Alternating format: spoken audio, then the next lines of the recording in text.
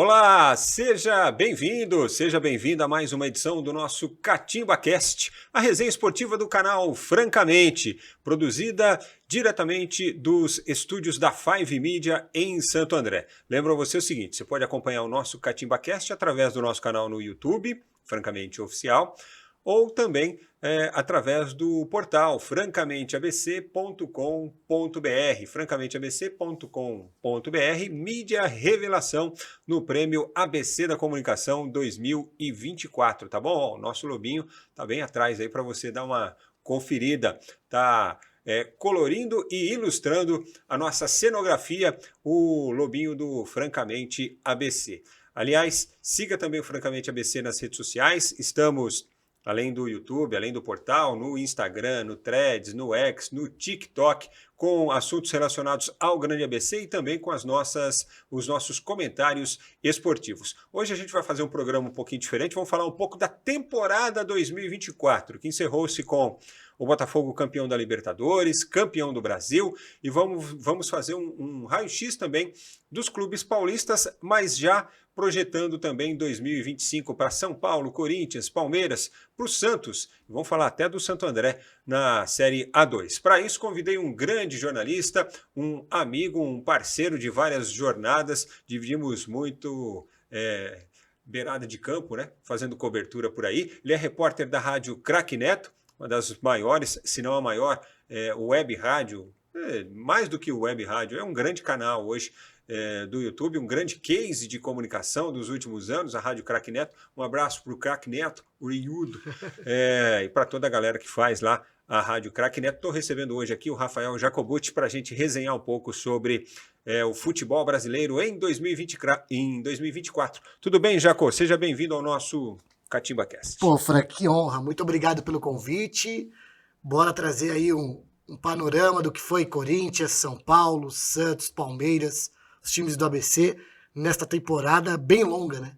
Bem longa. Tanto que o Botafogo fez 72 jogos em 2024. Aliás, vamos começar por aqui, não exatamente pelo Botafogo, mas com uma pergunta que talvez possa ter o Botafogo nessa ilustração. Qual foi o grande destaque para você de 2024, seja individual ou coletivo? O coletivo foi o Botafogo, sem sombra de dúvidas. Acho que o Botafogo, cara, fez um ano fantástico, um ano histórico. Nadou de braçada dentro da temporada, porque foi a melhor equipe do futebol brasileiro, né? Futebol mais vistoso, futebol mais técnico, principalmente questão do meio campo. Se a gente pegar para analisar, o Marlon Freitas fez uma excelente temporada ao lado do Gregory. Então, eu acho que o Botafogo foi o grande destaque, viu, Frank, em 2024, perto de Flamengo, Palmeiras, que poderiam colocar um pouquinho a mais, né, nesse ano, mas o Botafogo, sem sombra de dúvidas, foi a equipe com mais destaque. O Flamengo, talvez, o grande problema tenha sido a manutenção do Tite por muito tempo, mesmo quem estava de fora percebendo que ele não tinha ascensão sobre o grupo, né? Sim. Acho que demorou um pouquinho aí, talvez poderia ter até um pouco mais de... Conquistou a Copa do Brasil, né? Mas talvez teria até um sucesso maior no próprio Campeonato Brasileiro. Dentro desse Botafogo, a gente sempre fala muito do quarteto, né? A Almada, Savarino, Luiz Henrique e Igor Jesus.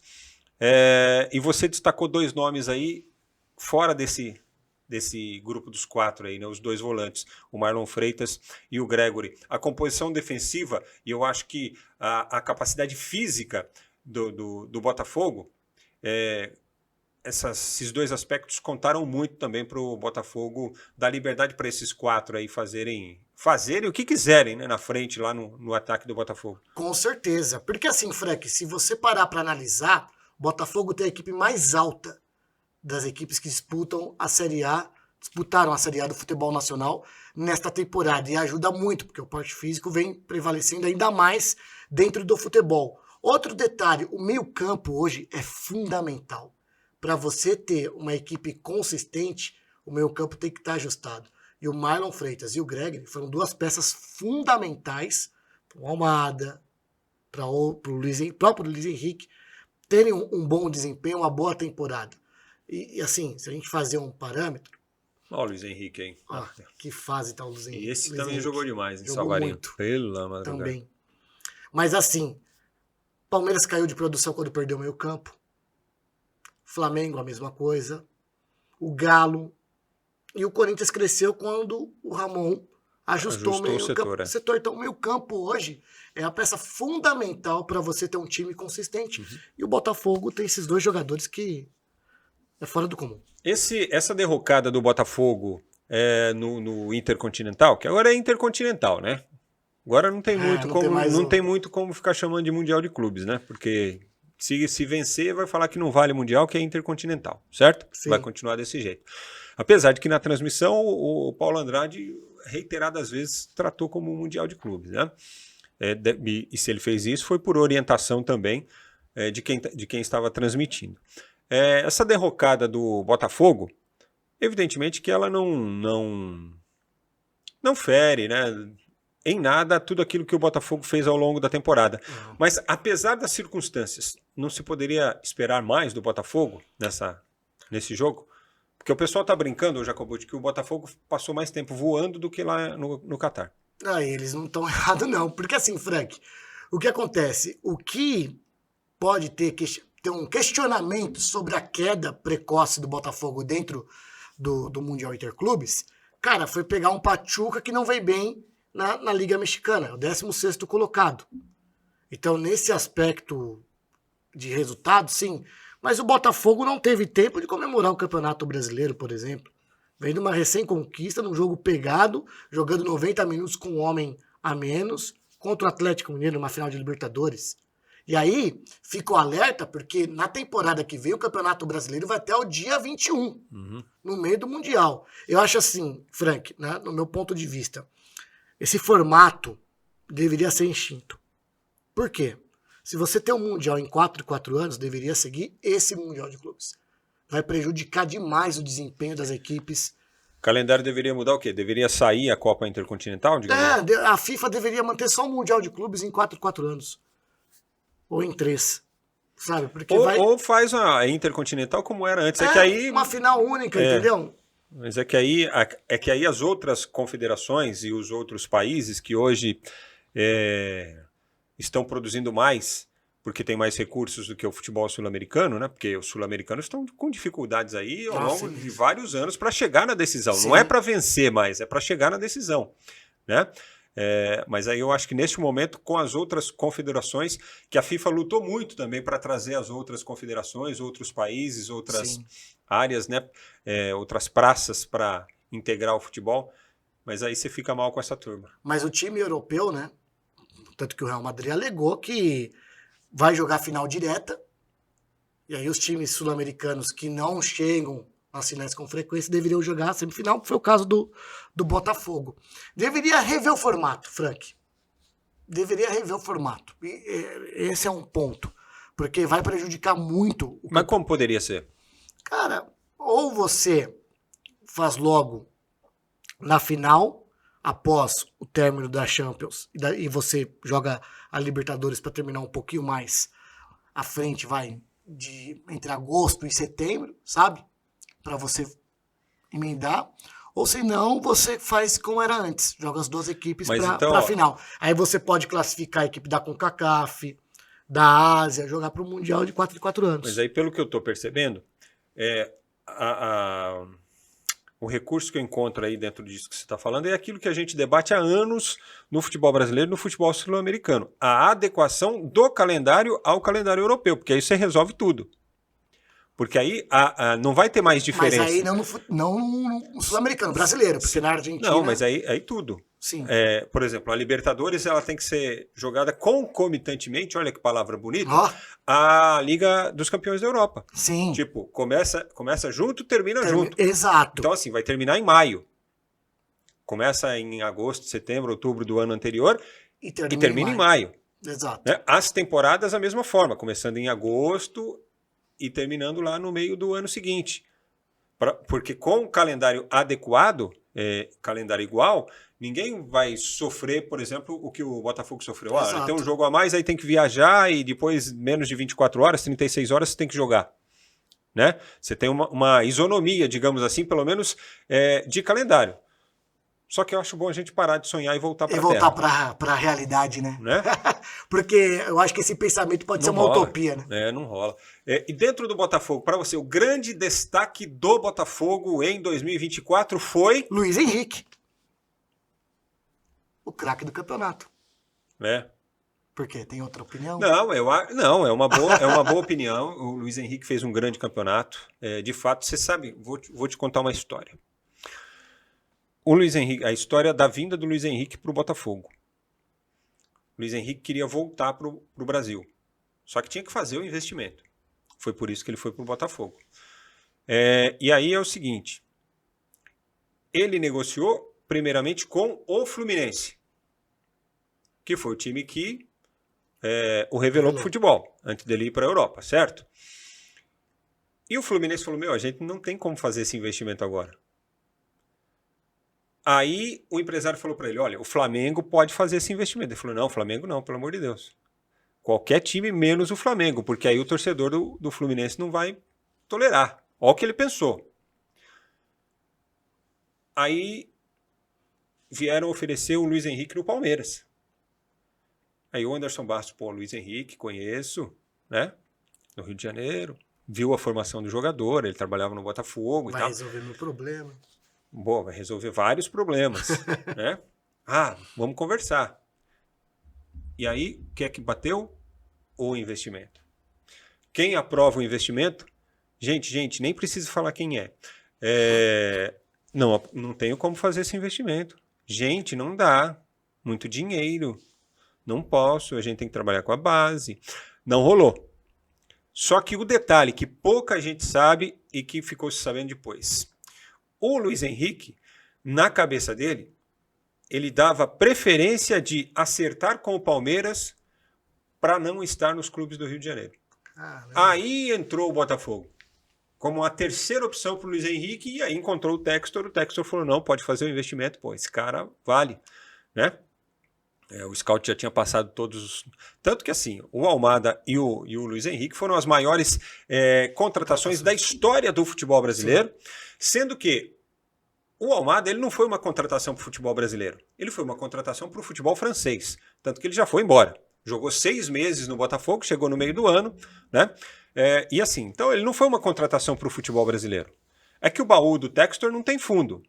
E ao contrário de outros gestores, ele faz questão de enfiar a mão no bolso e falar, não, tem que contratar, contrata. Então essa é a história da chegada do Luiz Henrique no Botafogo. Então ele se tornou craque do Campeonato Brasileiro, ele se tornou atacante importante da seleção brasileira, né, fazendo gols, inclusive, importantes, sendo protagonista na seleção mais do que o Endrick, por exemplo, que se esperava.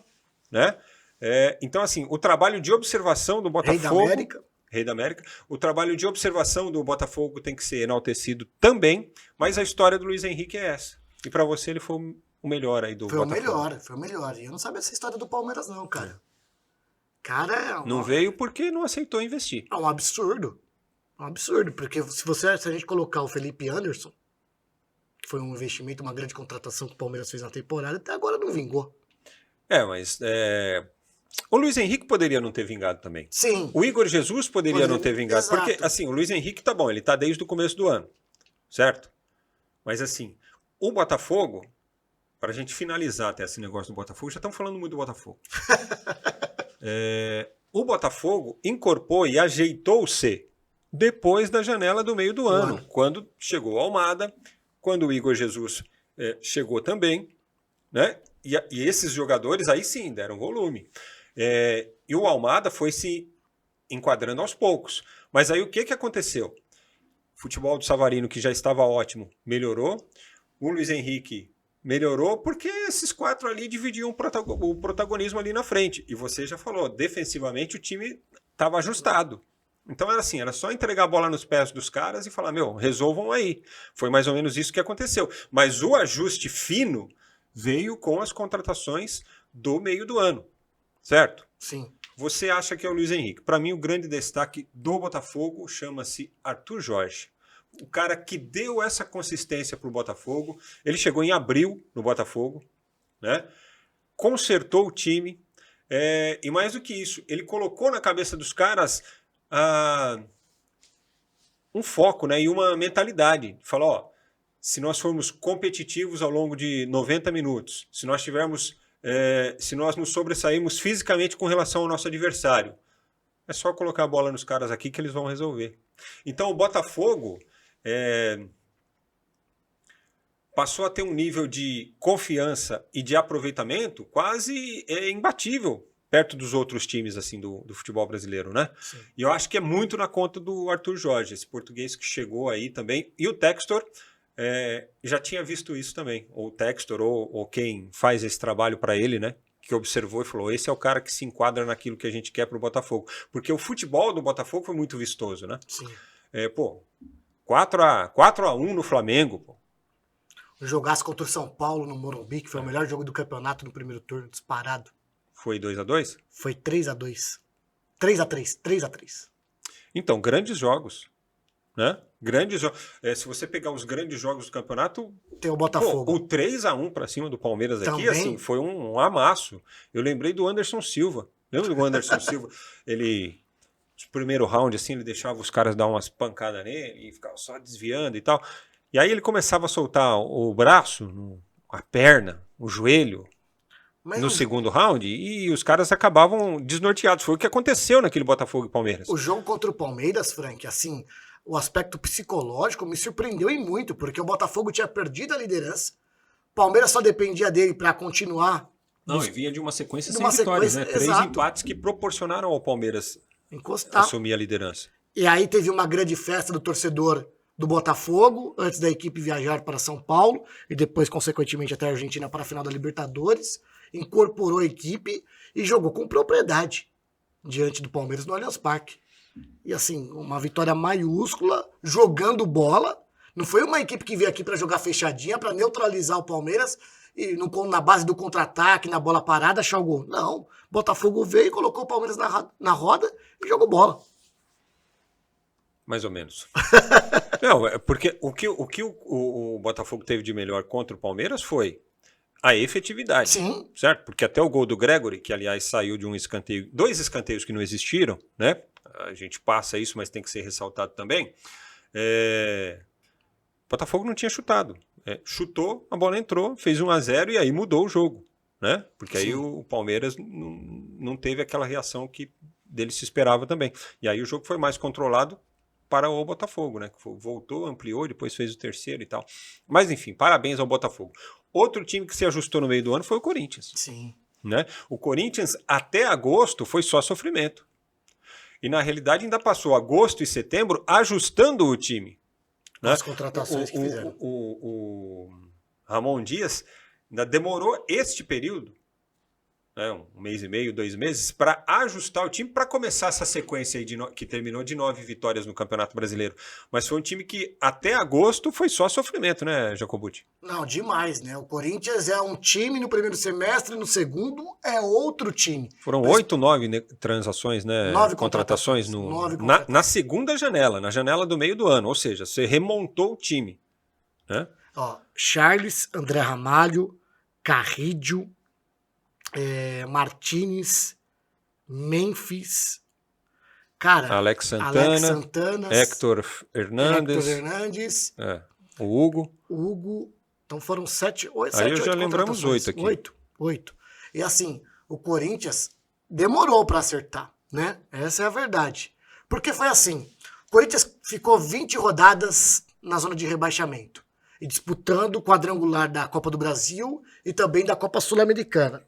O que aconteceu? Na Copa do Brasil, o Ramon Dias começou a achar algumas peças que poderia ser útil para ele dentro do Campeonato Brasileiro. A evolução do Alex Santana, o Charles sendo uma opção porque ele jogou como titular, o Giovani, jogador da base, que foi fundamental na classificação contra o Grêmio lá em Curitiba, no Couto Pereira, e depois entrou no jogo contra o Flamengo, todo como lateral direito, né, no jogo da volta da Copa do Brasil. Então ele foi criando corpo, foi criando peças, né? O Breno Bidon, que demorou demais para ele acreditar no Breno Bidon, né? O Carrídio, cara, que esse peruano jogou de bola, ele deu a sustentação para o Garro jogar no meio campo, ter liberdade o Breno Bidon para ser um meia de chegada, né? O Memphis, que foi fundamental para o crescimento do Alberto. Então, mas aí você chegou no ponto. No Memphis. Assim, ele foi a figura central dessa mudança do Corinthians. Sim. A partir do momento que, com a entrada dele, o pessoal deu aquela... Agora tem um cara aí para assumir responsabilidade, meu. Agora os caras vão parar de olhar e ficar cobrando aqui o meu futebol, né? Exato. Yuri Alberto, Rodrigo Garro, Romero, os caras que têm condição de ser protagonista, mas que, assim, por conta de tudo que vinha acontecendo até agosto, estavam sendo muito cobrados. Então, entrou o Depay, demonstrou serenidade, capacidade, categoria, os caras falam, vamos encostar nesse cara. Aí o que aconteceu? O Garro passou a ter opção, falou, pô, eu sei que agora eu tenho o Depay lá na frente e eu vou colocar a bola pro cara, ele vai resolver. O Yuri Alberto falou, putz, agora tem um cara para dividir comigo aqui. E aí o Memphis, experiente, meu, pode deixar comigo aqui, a hora que a bola cair no meu pé, quando ela estiver aqui pro Garro, ela vai pro Garro, quando você passar, fazer o corredor ali, eu vou colocar você na cara do gol. E foi o que começou a acontecer. Então, o Corinthians cresceu a partir desta tranquilidade que a categoria do Garro trouxe, e a experiência dele, né? Trouxe pro coletivo, cara. Cara, e o Memphis, ele vai muito além dentro das 4 linhas. Primeiro, a sua chegada. Foi uma chegada midiática, de fato. Né? Teve a ajuda da Esportes da Sorte, a patrocinadora master do Corinthians, a chegada dele, e eu estava presente na coletiva de apresentação do atacante corintiano. Então, tudo que ele fez recentemente aqui na ABC Paulista, aparecendo na Vila Industrial, na comunidade, jogando bola com a criança, comendo churrasco, fazendo trança, cara, ele disse isso na entrevista, porque ele tem esse trabalho social, né? Então ele falou, cara, eu quero conhecer um pouco da cultura brasileira, eu quero ajudar de alguma forma, e ele é muito inteligente. Ele é muito inteligente. Por quê? Porque é um cara que trouxe essa mídia para ele, trouxe essa responsabilidade, ele consegue dar resposta dentro de campo, ele faz as coisas fora, mas ele faz uma ajuda social, ele aparece numa comunidade justamente para, sabe, ser elogiado nessa primeira impressão, não tem um questionamento dele. É um cara que recentemente esteve na quadra dos Gaviões, então ele sabe trabalhar também muito bem a imagem dele fora das 4 linhas. Sabe tornar-se popular, né? Exato. Exato. E reflete isso dentro de campo. Cara, quando ele tira a testeira e limpa o símbolo do Corinthians, pô, é um sinal de respeito. Né? E ele coloca o Corinthians, né, nessa grandeza. É muito legal. E dentro de campo, cara, pô, no último jogo contra o Grêmio, cara, o gol que ele fez de bicicleta foi uma resposta da provocação que ele teve no lance anterior. O goleiro, né? Foi o gol da raiva. E isso, meu, mexe demais com o torcedor corintiano. Né? O torcedor corintiano se identifica. Ô Jacobucci, a arrancada do Corinthians foi sensacional. Sim. Né? Nunca tinha acontecido isso nos pontos corridos, 9 vitórias seguidas, negócio espetacular. Acho que se tivesse aí mais umas 5, 6 rodadas, o Corinthians fatalmente se classificaria diretamente para a fase de grupos. Né? Agora, esportivamente fica uma expectativa muito boa para 2025, né? Se a gente for, pelo menos na minha opinião, se a gente pegar só a parte final aqui do Campeonato Brasileiro e projetar, por exemplo, o Campeonato Paulista, que é a primeira competição de 2025, o Corinthians é favorito ao Paulista. Sim. Né? Pelo que vinha performando, pelo que vinha como entregando. O futebol é louco, né? Futebol é louco. Porque o Corinthians termina a temporada como favorito a ganhar o Paulista. E até agosto era favorito a ser rebaixado. Então, assim... o Corinthians pode se dar bem se o extracampo não prejudicar.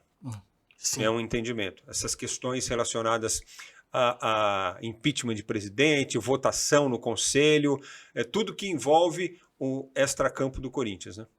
O Corinthians teve o seu bastidor complicado nesta temporada. Né?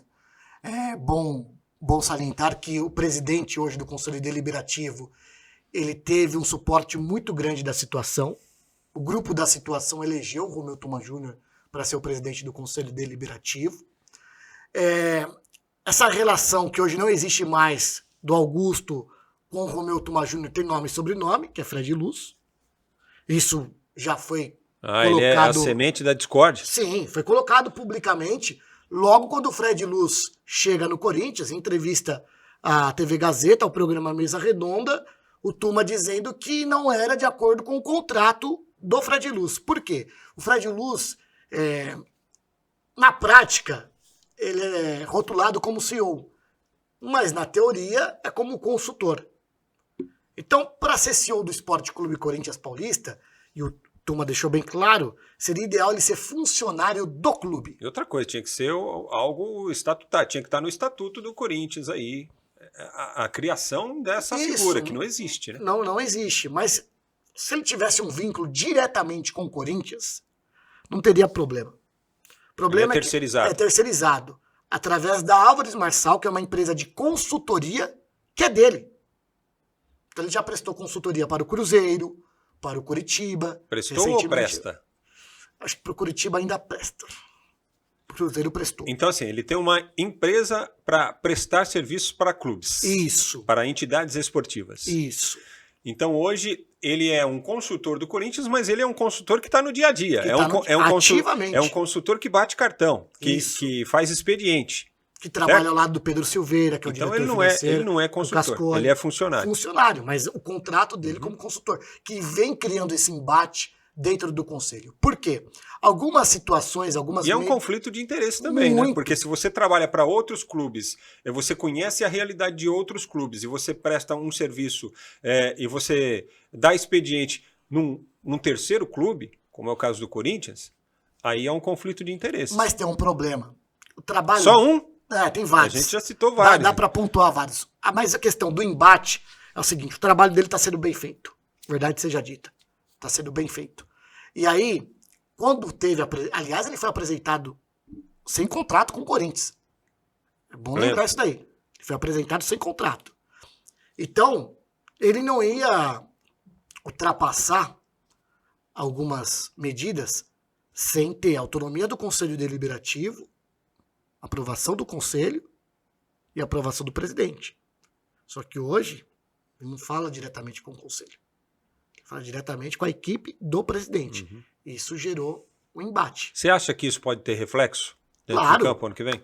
Não, dentro de campo, cara, eu acho muito difícil.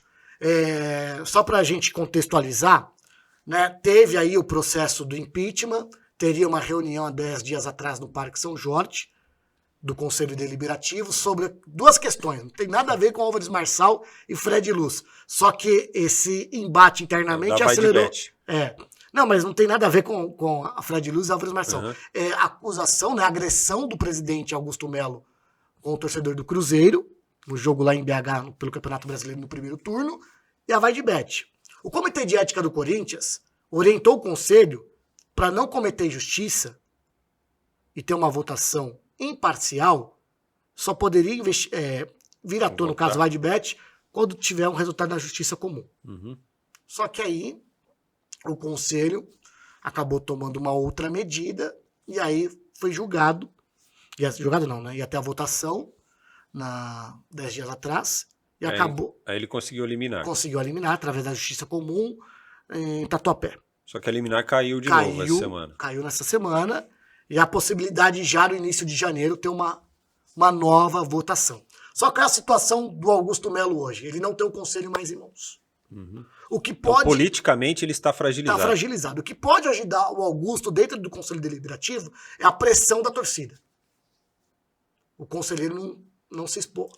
Porque isso aí é muito bacana, porque ele perdeu o suporte, ele perdeu o apoio político, mas ele conseguiu o apoio da torcida. Porque as coisas começaram a acontecer dentro de campo. E também a manifestação dos jogadores. Eu nunca vi isso no futebol. Os jogadores vinham a público e defender o presidente. Uhum. Uma situação política está abraçado com o presidente. Então isso ajudou demais. Então o que era 90% de aprovação do impeachment, depois do episódio, deve ter caído bem esse número. Então hoje não é tanta certeza essa força do Conselho de derrubar o impeachment. Você acha que vai ser o futuro do Corinthians, então? Como é que vai ser o Corinthians 2025? Cara, eu acho que não vai cair, não vai ter aprovação do Conselho. Vai definir... Não vai cair o presidente, não vai cair o presidente, isso. Vai definir muito o que a Justiça Comum determinar, e aí pode tomar um outro rumo. Isso vai ser fundamental, essencial. E em campo? Em campo, cara, o Corinthians tem uma base hoje, né, Frank? Hoje o Corinthians tem um bom ambiente dentro do CT Dr. Joaquim Grava, tem o Fabio Soldado, que é peça fundamental da gestão do Augusto Melo, é um cara que conheceu há pouco tempo o Corinthians, mexeu todo o departamento de scout do Corinthians, que ele veio para ser diretor de scout, não para ser diretor de futebol. Que era para ser o diretor de futebol era o Lucas Andrino, ao lado do Márcio Zanardi, lá atrás. Sim, quando houve a negociação com o próprio Zanardi. Com o próprio Zanardi.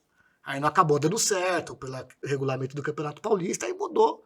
Não, panorama e veio o Fábio Soldado, que caiu como uma luva.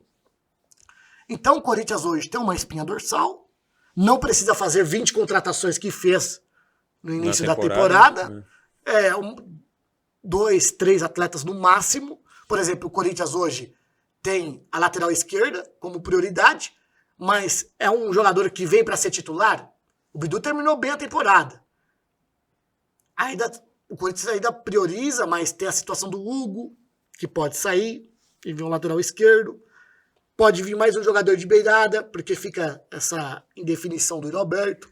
Posso te dar uma informação para ti. O Roberto fica no Corinthians, pelo menos nessa janela. Aí que eu ouvi de pessoas fortes lá dentro do clube é que na segunda janela é quase impossível segurar o Roberto. Só se ele cair de rendimento, não jogar nada no primeiro semestre, a procura será baixa. Aí ninguém procura. O Corinthians tem 50% dele? 50% é o contrato mais longo e caro dentro do elenco corintiano. O contrato dele até o final de 2027, o Corinthians tem 50% dos direitos econômicos. Artilheiro do Brasil em 2024, Yuri Alberto, 31 gols. 31 gols. Né? Quem te viu, quem te vê, né, Yuri? Mas é isso aí, sempre confiei em você, garotinho. Ó a vinheta agora, vamos mudar a vinheta. Já o Palmeiras termina, ao contrário do Corinthians que terminou com aquela empolgação, o Palmeiras, apesar do vice-campeonato, apesar do Campeonato Paulista, termina com um viés de baixa, vamos dizer assim, porque terminou o Campeonato Brasileiro de forma melancólica, né? Decepcionou o seu torcedor aí nos principais jogos do ano, nos confrontos diretos de Copa do Brasil contra o Flamengo, Libertadores contra o Botafogo, Campeonato Brasileiro contra o Botafogo, o Palmeiras fraquejou. O único jogo decisivo que o Palmeiras venceu na temporada foi a final do Campeonato Paulista. Sim. Você percebeu isso? Verdade. O único jogo decisivo de verdade que representava alguma coisa que o Palmeiras venceu em 2024 foi a decisão do Campeonato Paulista, e mesmo assim foi contra o Santos, que depois ia disputar a Série B do Campeonato Brasileiro. Né? O campeonato na Copa do Brasil fez um jogo medíocre e covarde contra o Flamengo lá no Maracanã, né? Perdeu 2-0, né? Aí na volta conseguiu fazer um gol no comecinho, mas não teve força para buscar o segundo gol. Contra o Botafogo, fez outro jogo abaixo das expectativas lá. E aqui também, estava jogando abaixo, tanto que estava perdendo 2-0, e aí foi na base da pressão ali, conseguiu o empate, quase a virada, mas mesmo assim muita gente, quase classifica uma ova, quase leva para as penalidades, não é que... Sabe? Não é garantia de classificação. Se fizesse um terceiro, não é que estava classificado, ainda ia para os pênaltis, né? Então estava uma expressão equivocada, mas que a gente usa por costume, né? Que estava correndo atrás do prejuízo ali.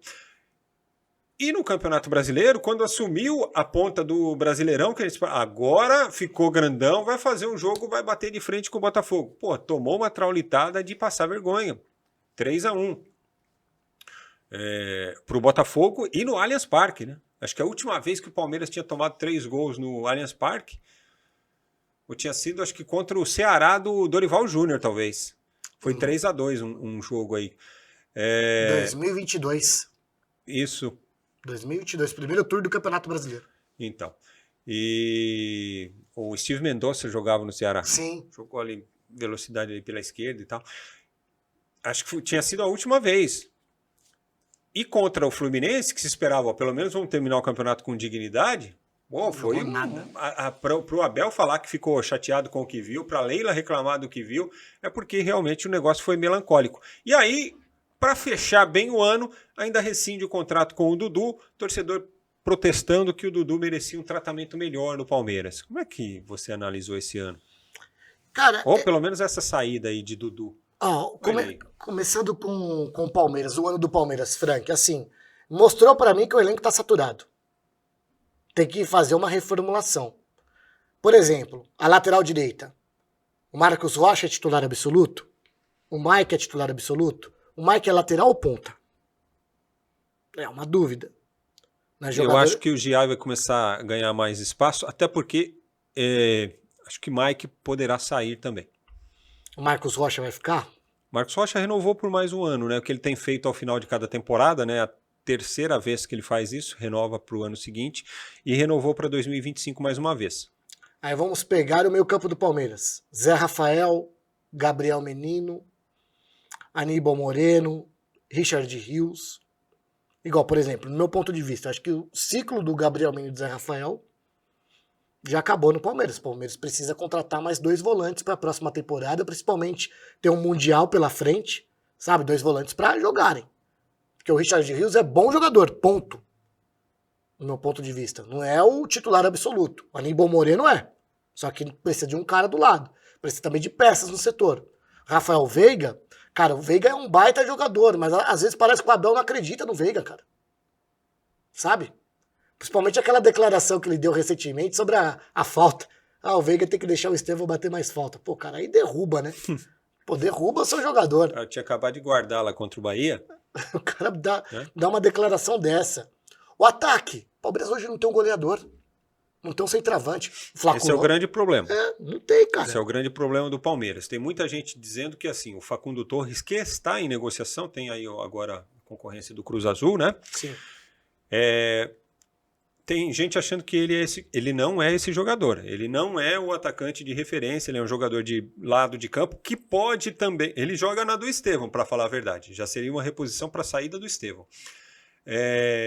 Ele pode atuar nas outras posições do campo, do ataque, mas aí seria improvisação, como faz o Rony, por exemplo. Né? E o Flaco Lopes, durante um período, né, começo da temporada, Campeonato Paulista, ele atendeu. Depois, na hora que o couro comeu mesmo no Campeonato Brasileiro, faltou. Sim. Né? Então, assim, o Palmeiras pode ir atrás agora do Arthur Cabral, que já esteve no Palmeiras e está meio que de lado lá no Benfica. E assim, né, o Fred, e tem só 25, 26 anos. O Flaco Lopes ficou 3 anos no Palmeiras, 2 ou 3 anos. 3 anos já. 3 anos, né? Mas 2 anos sem ser titular absoluto. Tem uma sequência entre os 11 que teve nessa temporada. Então a melhor temporada com a camisa do Palmeiras foi essa. Sim. E tipo, quando mais precisou, o cara não rendeu. Então, pô, pra quem tá de fora, é o limite do Flaco Lopes. Ele vai entregar isso. Não vai entregar mais que isso. O Rony também não é uma certeza. Passou o tempo.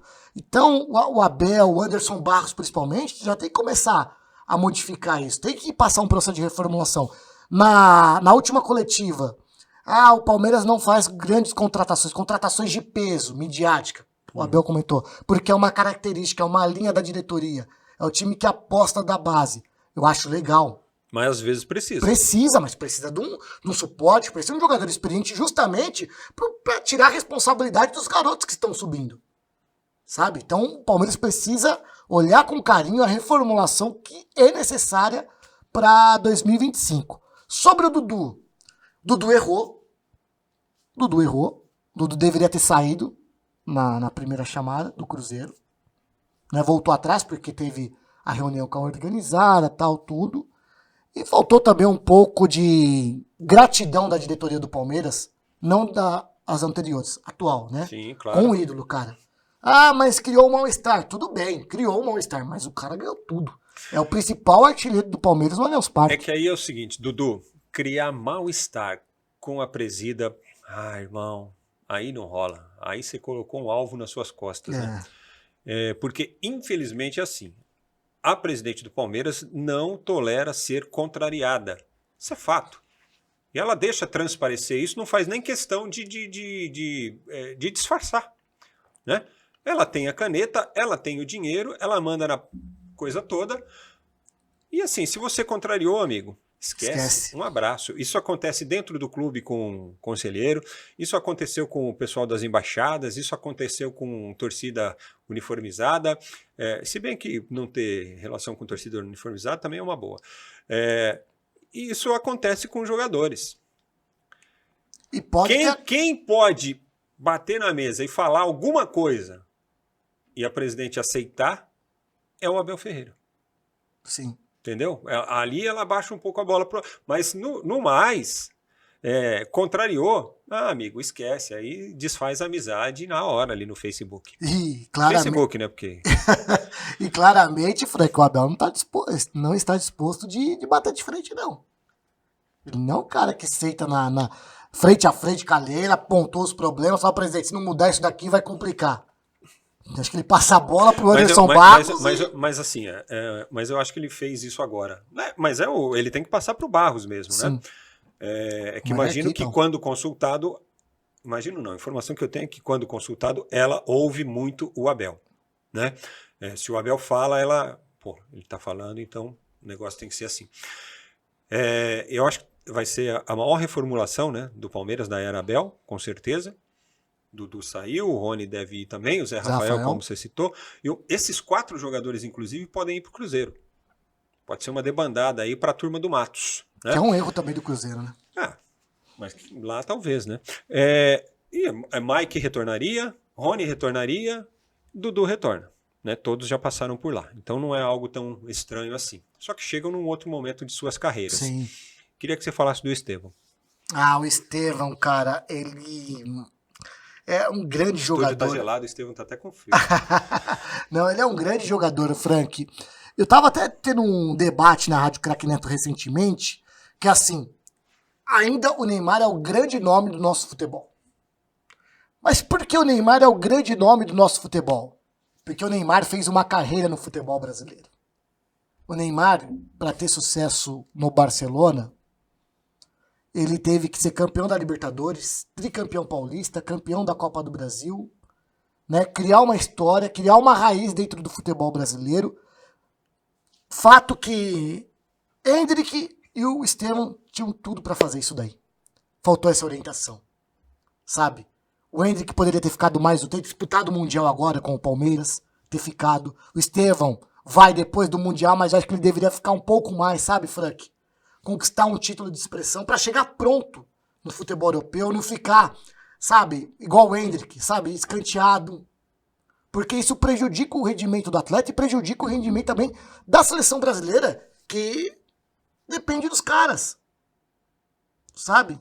E o Estevão, acho que deveriam, cara, chamar ele e falar, cara, fica mais 2 anos no Palmeiras.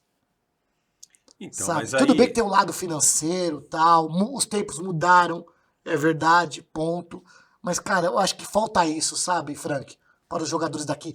Criar um vínculo. Mas por que o Neymar deu certo? Por causa disso, o cara ganhou tudo aqui antes de ir. Mas aí não é uma questão tanto assim do Palmeiras. É uma questão do mercado. Primeiro, hoje com 18 todo mundo sai. Sim. Né?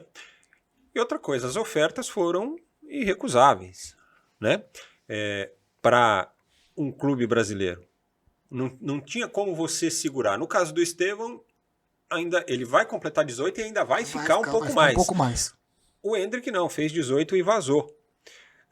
Agora, o que eu concordo é que assim, esses jogadores precisariam chegar mais maduros para o futebol europeu. Exato. Né? Porque assim, ou você é um extremo fora de série, que aí você chega lá e joga, e mesmo sendo um fora de série, você pode chegar e precisar de um tempo de adaptação. Que é normal. Que é o que está acontecendo com o Endrick, e parece que ele está passando por alguns problemas familiares lá também, estão se resolvendo e tal. Mas que atrapalha a sequência, a evolução dele como jogador de seleção brasileira. Exato. Por exemplo, porque ele ficou fora, inclusive, da última convocação. Não é? E com o Estevão, talvez possa acontecer a mesma coisa. Né? A gente não sabe. O que a gente espera é que esses 6 meses que ele ainda tem aqui no Palmeiras serão 6 meses a mais do que o Endrick, por exemplo. Que esses 6 meses possam contribuir para que ele continue evoluindo. Agora, outro equívoco do Palmeiras. O Palmeiras passou o segundo semestre dependendo de um garoto de 17 anos que acabou de subir da base. Um equívoco. Porque mesmo sendo um fora de série, você não pode dar essa responsabilidade a ele. Por quê? Porque ele vai encontrar no percurso jogadores cascudos, experientes e que às vezes vão inibir ou não vão deixar que ele faça em todos os jogos o que ele tem capacidade de fazer. E isso aconteceu em vários jogos do Palmeiras, em que o Estevão não brilhou, né? Talvez nos jogos principais também.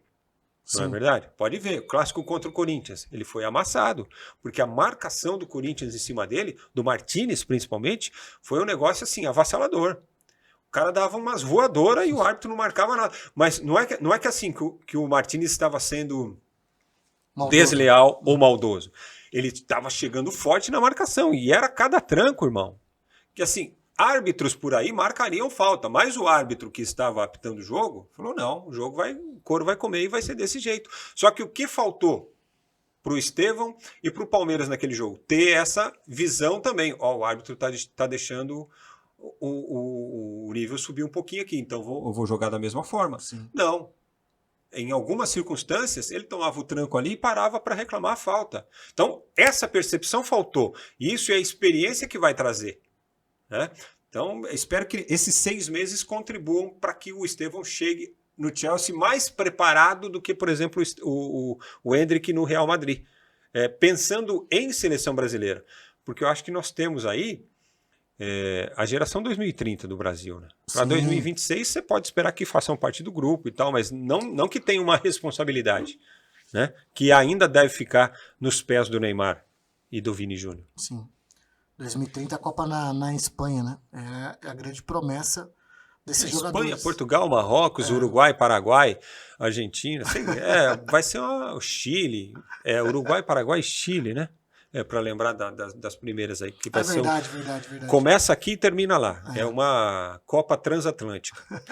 Bom, e o Palmeiras, você espera o quê? Vai, projetando 2025? Que continue competitivo? Competitivo, óbvio. Tá no DNA do Palmeiras. Confio que o Felipe Anderson vai melhorar para o ano que vem. Então eu espero. Readaptação também. Não, e outra coisa, se a gente pegar o histórico dos meias do Palmeiras, realmente foi assim. Rafael Veiga foi e voltou para se firmar no Palmeiras. Gustavo Scarpa demorou uns 2 anos também para ser titular absoluto quando deu certo no Verde, quando vingou. Espero também que Felipe Anderson tenha um ano acima do qual teve, né, em 2024, seja um ano de afirmação. Vamos esperar, mas eu espero o Palmeiras competitivo, porque está no DNA dessa comissão técnica do Palmeiras. O Palmeiras vai brigar por tudo, se vai ganhar ou não já é outros 500, mas vai brigar, vai chegar no quadrangular do Campeonato Paulista, vai chegar no quadrangular de Copa do Brasil, Copa Libertadores da América, tem tudo para fazer novamente uma das melhores campanhas na primeira fase, como vem fazendo o Palmeiras nos últimos anos, sabe? Então, assim, eu espero isso do Palmeiras, essa competitividade e reformulação. Reformulação com novos atletas e principalmente no reforço do meio campo. Tá. Agora a vinhetinha. Eu acho que assim, pro São Paulo, o ano de 2025 vai ser mais complicado. Por conta desse acordo de ajuste financeiro que o presidente fez com a administradora, com a Galápagos. Vai ter que ser um ano mais de austeridade, né, digamos assim, do São Paulo. Então, o São Paulo, para investir, vai ter que negociar jogadores. Certo? Então, o São Paulo está torcendo para aparecer proposta pelo Luciano, que ganha muito, quase 1 milha. Está torcendo para aparecer proposta pelo Arboleda, que é um salário considerado alto. E por jogadores que não têm sido aproveitados. Bobadilha, Galopo, que perderam espaço, né, ao longo da temporada e que o São Paulo espera que possa receber ofertas para quê? Para criar um caixa para fazer investimentos. O Wendel parece que está a fim de acertar, né, o lateral esquerdo, seria um bom reforço, evidentemente, mas quem vier também, imagino eu, vai ter que se enquadrar a esse novo São Paulo. E eu ainda não sei, Jacobucci, o que é que pode ser do São Paulo em 2025 a partir dessas, entre aspas, restrições. Eu também, viu? É uma interrogação. Por quê? São Paulo precisa fazer caixa. Qual atleta do São Paulo que vai dar caixa pro time do Morumbi hoje? Não tem. Não tem. Tem uma grande estrela do São Paulo hoje para vender. Tem que vender algum menino da base, que sempre rola, né? Mas a gente não sabe até que ponto, né? Exato. E qual será esse investimento? Por exemplo, o Rafinha. Vão renovar o contrato por mais uma temporada. Cara, até o meio do ano, né? Verdade, até julho. Há necessidade de renovar com o Rafinha? Não há necessidade. É algo até de benevolência, né? O cara quer jogar mais 6 meses. Tá bom, então renova aí. com todo respeito, é caridade. Uhum. Se você tá precisando fazer caixa, tá precisando ajustar a parte financeira para ter investimento em futebol, a veia tá fora do plano, cara. Então não pode. É um erro da diretoria. E assim, o São Paulo também não tem uma boa base, né? Não tem bons garotos surgindo para recompor esse elenco. O São Paulo hoje tem um elenco limitado. Pô, não teve um lateral esquerdo. São Paulo terminou a temporada com o Rafinha improvisado na lateral esquerda. No jogo contra o Atlético Paranaense, ele jogou como terceiro zagueiro. No Grêmio, como ala esquerda, ele tomou aquele vareio do Grêmio, lá na arena do Grêmio. Então, assim, cara, vai ser um ano bem difícil. Bem difícil, com Copa Libertadores, com calendário cheio. E assim, pô, vai ter que ser criativo. Vai ter que ser criativo. Aí você tem Corinthians, você tem Flamengo, você tem Bahia, você tem Palmeiras, você tem Fortaleza, você tem Botafogo. São equipes que estão à frente do São Paulo hoje, né? E para a gente projetar rapidamente também o Santos para 2025, citando aqui o Peixão, acho que tudo passa pelo treinador, né? Pelo treinador, mas assim, eu acho que o Santos atrasou esse processo de reformulação do elenco ou de formação do elenco para 2025. O Santos terminou a Série B no fim do mês passado, no fim do mês de novembro. Né? A gente está sabendo já que ia subir, que tinha o acesso garantido. Pô. Então não tinha por que também, não tinha por que nem esperar o final da Série B. Tanto que demitiu o Carille faltando uma rodada, né? Então o Santos está. O presidente disse que não e tal, que o negócio está em ajuste, mas para mim está atrasado na formação do elenco. O Santos está um mês sem treinador. É. Sabe? Isso daí é inadmissível, né? Planejamento vai deixar na mão de quem? Do Galo, que estava para ser demitido também? Olha que coerência. Aliás, está com muito dirigente o Santos, né? Santos Veio o rapaz do Curitiba, Guilherme, né? Tem o Galo, tem o Paulo Brax. E tem o presidente Marcelo Teixeira. O Paulo Brax, cara, foi engraçado porque na festa a festa constrangedora do título da Série B, porque foi constrangedora. Eu nunca vi uma equipe ser vaiada ao receber a medalha, né? Então, cara, o Paulo comentou, vou dar uma entrevista durante a semana, não vou falar aqui e tal. E tudo se caminhava para uma entrevista de adeus, né, de uma saída do Paulo Brax. E vai ficar. Porque a torcida, antes do jogo, Marcelo Teixeira que impediu, mas teria um manifesto contra Paulo Brax, Galo e Carille. Aí Marcelo Teixeira conversou com a liderança das organizadas do Santos. Pô, festa, vamos deixar pagar, vamos deixar pagar. Vamos deixar, calma, vamos curtir aqui, vamos celebrar e depois a gente vai tomar algumas decisões.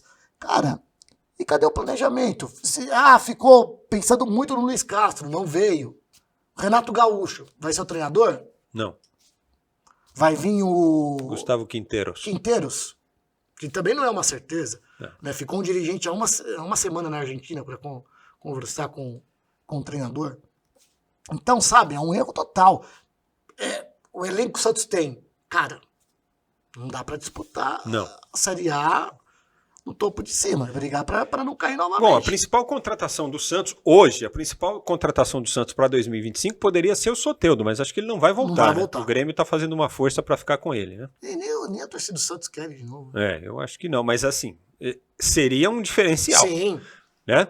Porque o Santos pro nível de futebol, porque hoje, com todo respeito, o grupo do Santos está bem abaixo dos demais, né? Para disputar até o Campeonato Paulista. E saiu o Juliano, que foi titular absoluto no meio-campo do Santos.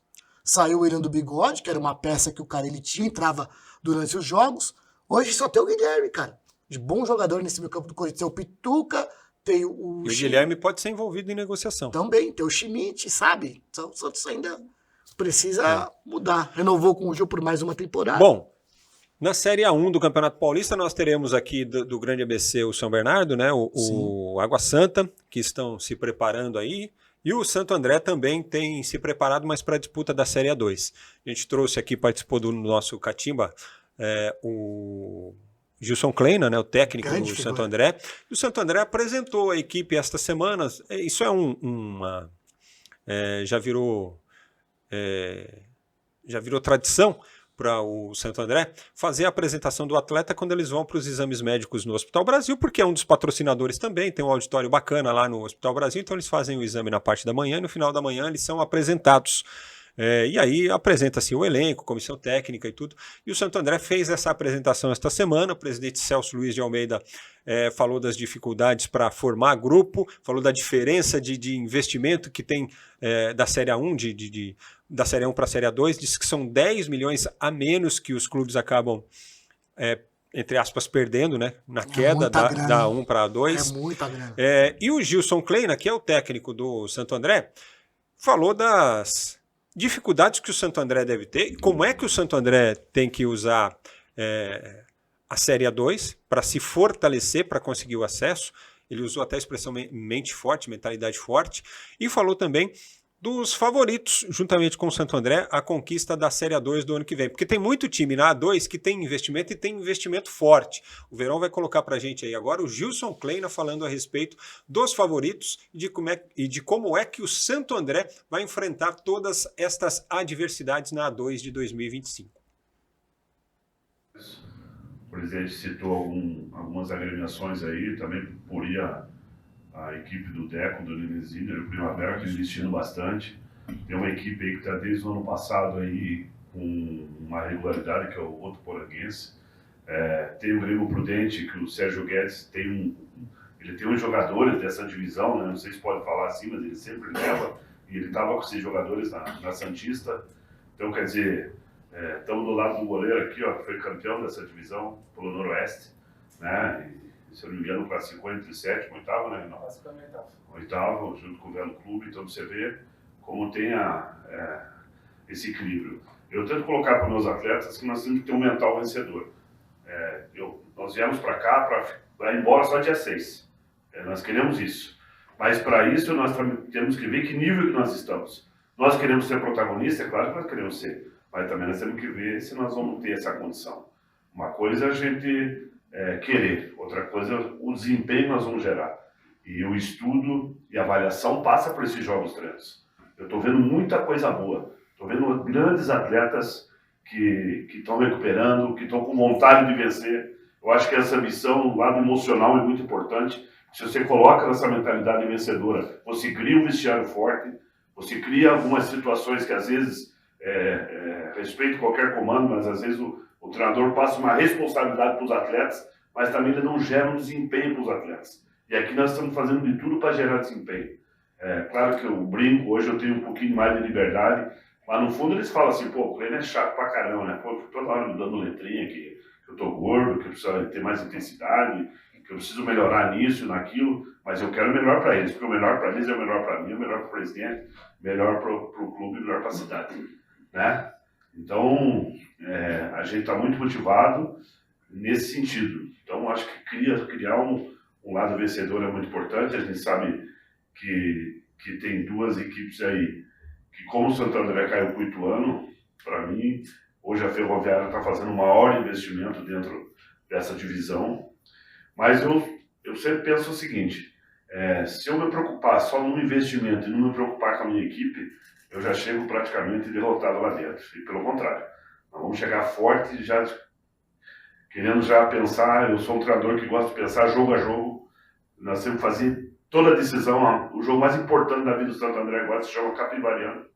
Então nós temos que se preparar para pisar lá e tentar voltar com vitória para a gente poder fazer uma sequência tranquila.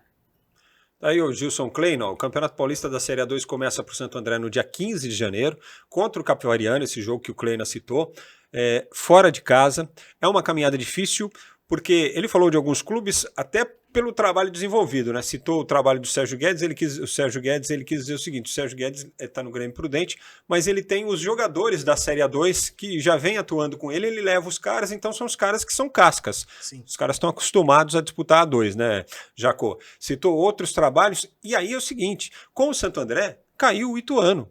O Ituano era time de Série B, que caiu para C também, foram 2 quedas em 2024. Então assim, tem suporte, tem investimento.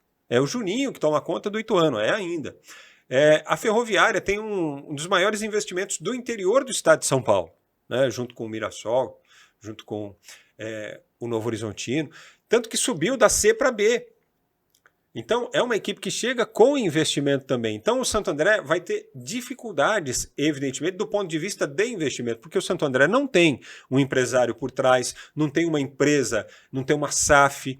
O Santo André tem a abnegação de algumas pessoas, como o Celso Luiz de Almeida, por exemplo, que conhece bastante de futebol, então ele vasculha o mercado, consegue montar grupos, o Juraci Catarino, que está lá trabalhando com ele, e dos apoiadores, mas não tem suporte e suporte de investimento como esses caras. E o Kleina aceitou esse desafio justamente por achar que pode, na base do trabalho do dia a dia, fazer um grupo com uma mentalidade diferente aí que carregue o time na A2. Mas vai ser complicado, viu, Jacobucci? Ah, mas foi uma contratação assertiva da diretoria do Santo André. Por quê? Trouxe um treinador que conhece a competição.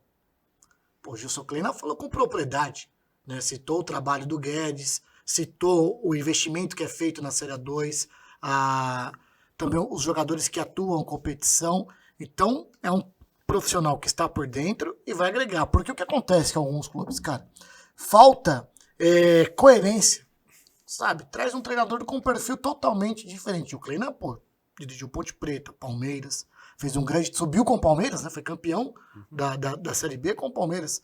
Mas, cara, é um treinador com bagagem, cascudo, sabe, conhece a competição. Para mim, foi uma contratação assertiva e gostei muito da declaração na sua entrevista de apresentação. Cara, tá querendo trabalhar, tem conhecimento e acho que é um dos fortes candidatos para retornarem à elite do futebol paulista. E a gente vai acompanhar o Ramalhão na Série A2 do ano que vem, fazendo as disputas, né? Vamos conferir tudo, trazer as informações no nosso francamenteabc.com.br, tá bom? Aliás, você acompanha o nosso CatimbaCast aí no player do francamenteabc.com.br, também no nosso canal do YouTube. Siga também a gente nas redes sociais, nós estamos lá, Instagram, X, que é o ex-Twitter, né? Até no Facebook a gente tá. Tem o TikTok, tem Threads, tem lá. Acessa o Instagram lá, Francamente ABC. Aí você vai no Linktree, lá tem todas as redes sociais disponíveis para você. Se inscreva também aqui no nosso canal no YouTube. Compartilhe as nossas entrevistas. Tem um corte muito legal do Gilson Kleina, que está no ar aí no YouTube. Ele falando da ligação que ele fez para o Jorge Jesus em 2013. Para contratar jogadores para o Palmeiras. Ele reproduz a ligação, a conversa que ele teve com o Jorge Jesus. Você sabia dessa? Que o Jorge Jesus teve uma influência em umas contratações aí do Palmeiras naquele ano de 2013, na Série B? Sabia não. Depois você acessa lá, Francamente Oficial, nosso canal no YouTube, para você conferir. E confere também a entrevista com o Kleina. Ele falou de um jogador do Corinthians, ídolo do Corinthians, que quase jogou com ele lá no Palmeiras em 2012 para 2013 também. Você vai se surpreender. E você também. Jacobucci, muito obrigado pela parceria. Que é isso. Obrigado pela presença aqui no nosso CatimbaCast. Boa sorte lá na Rádio Craque Neto para você, para toda a equipe. Leva um abraço para o Sidney Fraioli, para o Craque Neto, para todos lá. E parabéns pelo trabalho de vocês. Um convite seu não é um convite, é uma convocação. Sou muito grato a ti, grato pela amizade, pela irmandade que nós temos e estou sempre à disposição, pode ter certeza disso. Parabéns pelo prêmio, porque você merece, você representa muito o nosso segmento, principalmente aqui no ABC, e eu tenho um carinho enorme por ti. Que 2025 seja um ano de muita luz, saúde, trabalho e pra cima. É o que importa pra gente. Pra nós todos. É isso aí, ó. CatimbaCast volta em 2025. Tem também o nosso Francamente ABC Entrevista. Todas as produções de vídeo do canal Francamente são produzidas pela Five Media, tá bom? Acesse aí o site da Five Media, conheça também tudo que a Five Media pode entregar para você como solução de live streaming, tá bom? E com um abraço aqui também especial para o pessoal da Five Media. Hoje o Veron esteve conosco produzindo aqui o programa, levando tudo isso para o ar. A gente encerra o CatimbaCast de hoje, mas a gente se encontra e vai ser muito em breve, hein? Fique conosco aqui no Francamente. Até mais.